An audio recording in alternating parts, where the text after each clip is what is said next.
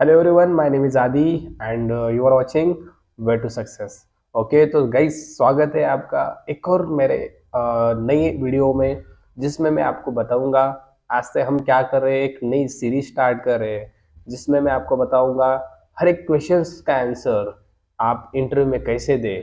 जो भी जावा related question है हम जावा से स्टार्ट करेंगे, उसके बाद में सब कुछ कवर कर दूंगा। उसके बाद जिसमें फ्रंट एंड भी आएगा, उसके बाद बैकएंड में हम एडवांस जावा के क्वेश्चंस भी कुछ देखेंगे। बट स्टार्ट करेंगे कोर से, कोर जावा से स्टार्ट करूंगा एज अ फ्रेशर गाइज। आपको कोर जावा के 60-70% क्वेश्चंस पूछे जाते हैं, तो उनके आंसर एग्जैक्टली आपको कैसे देने हैं। बहुत सारे स्टूडेंट्स है जिन्हें इंग्लिश का प्रॉब्लम है, इंग्लिश में आंसर देने के लिए दिक्कत होती है, तो वो स्टूडेंट्स वीडियो को आखिर तक देखिए। आज से मैं जो सीरीज स्टार्ट कर रहा हूँ उसे फॉलो कीजिए। इस सीरीज में मैं क्या करूंगा, देखो, कोर जावा के सारे क्वेश्चंस में कवर करूंगा सबसे पहले। उसके बाद हम एडवांस जावा की तरफ जाएंगे। एडवांस जावा में जितने भी क्वेश्चंस होंगे गाइस, मैं कवर करने का ट्राई करूंगा। मतलब फॉर एग्जांपल आपको इंटरव्यू ने पूछा व्हाट इज जावा, एग्जैक्टली इस क्वेश्चन का आंसर आपको कैसे देना है। ओके, कितने पॉइंट्स आपको बताने चाहिए। ओके, और आपके पास कितने पॉइंट्स होने चाहिए, सारी चीजें मैं आप आज से कवर कर रहा हूँ। ओके, तो इस सीरीज को फॉलो कर लीजिए गाइज। अगर आप चैनल पे नए हो ना तो सब्सक्राइब कर लेना, ठीक है। और वीडियो अच्छा लगा तो लाइक कर देना, ठीक है। तो देखो, आज से हम स्टार्ट कर रहे हैं कोर जावा की क्वेश्चन आंसर सीरीज, जिसमें इंटरव्यूअर ने आपको कौन सा भी क्वेश्चन पूछा ना कोर जावा का, तो मैं जैसे बता रहा हूँ वैसे आंसर आपको देना है, ठीक है। समझ में आया? तो आज हम देखने वाले हैं एक ऐसा क्वेश्चन जो सबसे पहले पूछा जाता है, that is what is Java. Okay, देखो मैं क्या कर रहा हूं, सबसे पहले का और कोर जावा, उसके बाद एडवांस जावा, उसके बाद HTML CSS जावास्क्रिप्ट और एंगुलर। ओके, और उसके बाद हम देखेंगे SQL MySQL के क्वेश्चन, ठीक है। एडवांस जावा में गाइस हम सभी देखेंगे, मतलब सभी फ्रेमवर्क्स जो है, हाइबरनेट हो गया, JDBC हो गया, JSP सर्वलेट हो गया, स्प्रिंग फ्रेमवर्क हो गया, स्प्रिंग बूट हो गया, सारे क्वेश्चंस मैं आपके लिए लाऊंगा। सारे क्वेश्चंस में डिफरेंस वाले कुछ क्वेश्चन होते हैं, वो क्वेश्चंस मैं आपके लिए लाऊंगा, ठीक है। और ये सीरीज बहुत लंबी होगी, बहुत लंबी होगी ये सीरीज, जिसमें आपको हर एक क्वेश्चन का आंसर आपके पास होना चाहिए। इसीलिए मैं ट्राई करूंगा कि एक ना एक क्वेश्चन, हर एक क्वेश्चन के आंसर आपके पास होने चाहिए, जो आप इंटरव्यू में बता सकते हो। ऐसे बहुत सारे स्टूडेंट्स मैंने देखे जिनका इंग्लिश का प्रॉब्लम होता है, उनको पता होता है कॉन्सेप्ट्स, मुझे पता है जावा क्या है, but how to express that, how to represent on the front interview के सामने मैं कैसे इसे एक्सप्रेस करूं, समझ में आ रहा है?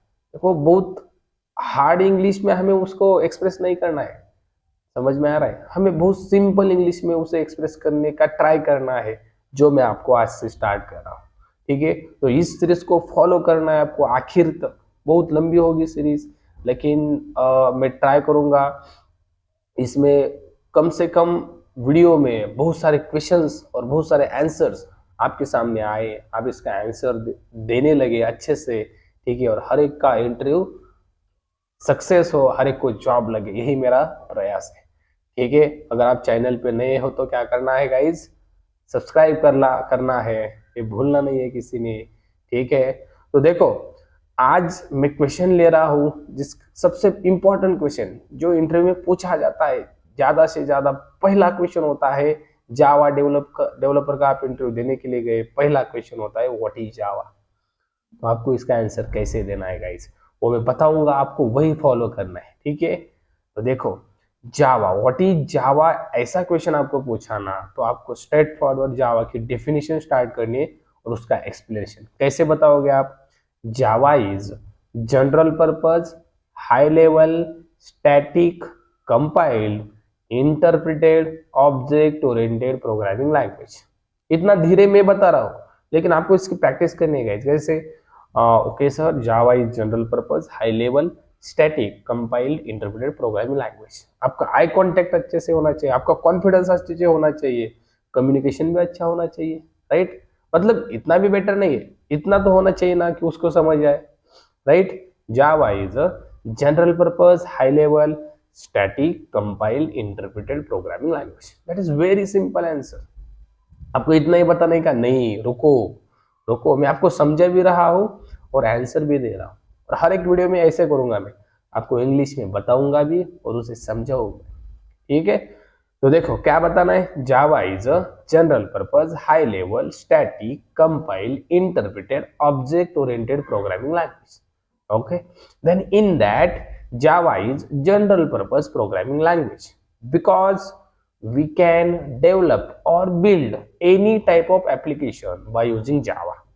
We can develop enterprise level application, we can develop scalable application, we can develop standalone application, we can develop mobile application, we can develop gaming application, we can develop desktop application. That means we can develop any type of application by using Java. That's why Java called general purpose programming language. Then Java is high level programming language because there are mainly two types of languages in all over the world, that are low level and second is high level. Low level programming languages are those languages which are understood by machine, and high level programming languages are those languages which are understood by human, right? Means we are human, we can easily understood Java. That's why Java called high level programming language. समझ में आ रहा है guys? ऐसे आपको बताते जाना है, जैसे डेफिनेशन बनाई उसको एक्सप्रेस करो ना, जनरल पर्पज क्या होता है, हाई लेवल क्या होता है, जो मैंने अभी बताया वही बताना है, वही बताना है। लिख के ले लो, इस डेफिनेशन को लिख के ले लो, हर एक पॉइंट को, आपको काम में आने वाला है, ठीक है। Then why Java called static? आपने बताया Java is general purpose high level static. What is static? तो आपको वो भी बताना है और एक फ्लो में बताना है गाइस, एक फ्लो में बताना है। ऐसा नहीं कि रुक गए, मैं रुक रहा हूँ क्योंकि आपको समझा रहा हूँ मैं, ठीक है, आपको रुकना नहीं है। जनरल पर्पस बताया, हाई लेवल बताना, हाई लेवल के बाद Java is static programming language sir because in Java we need to declare data type before initialization of the variable. When we initialize a variable, before that we need to declare data type. So in that programming language we need data type before initialization of variable. That all programming language known as static. मतलब जिस programming language में data type लगता है, ध्यान से सुनो, जिस programming language में डेटा टाइप की गरज है, डेटा टाइप की नीड है वेरिएबल को इनिशियलाइज करने से पहले, उसे क्या कहते हैं, static programming languages. Okay, and another one is dynamic programming language. बता दो, in that programming language we don't require to declare data type, right. हमारे पास जावास्क्रिप्ट है, there is no need to declare data type. Python है, there is no need to declare data type, right. That are dynamic programming language. बता दो। Then Java is compiled programming language. What is this? बताना है आपको, because in Java compiler is most important component which is responsible to convert source code into bytecode. Okay, the responsibility of compiler is convert the source code, that is high level code, convert into bytecode. Bytecode means there is a dot class file will be created. Okay, that is the responsibility of compiler. Compiler also check the syntax error. If the syntax error is correct, then only compiler will generate into bytecode, source code generate into bytecode. Okay, ऐसे बताना है guys.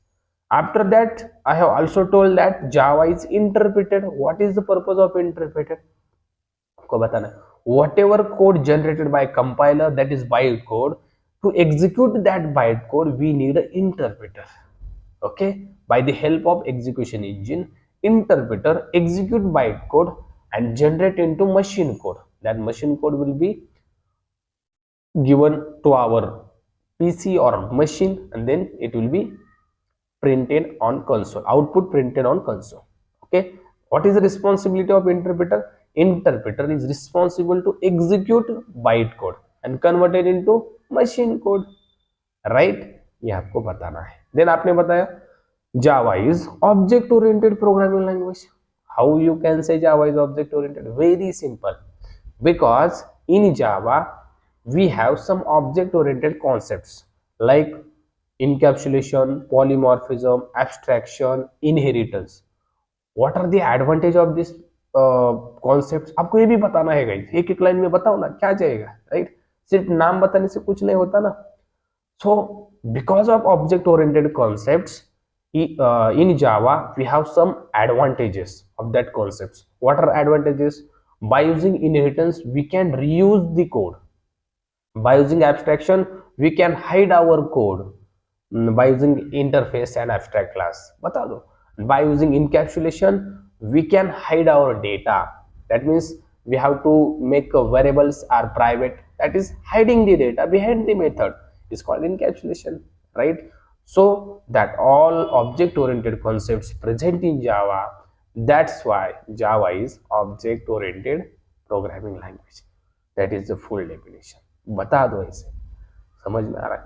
इस question का answer अगर आपने इसे बताया, मैं गारंटी दे के आपको कहता हूं एज अ फ्रेशर ये आंसर इंटरव्यूअर को एक्सपेक्ट नहीं होगा.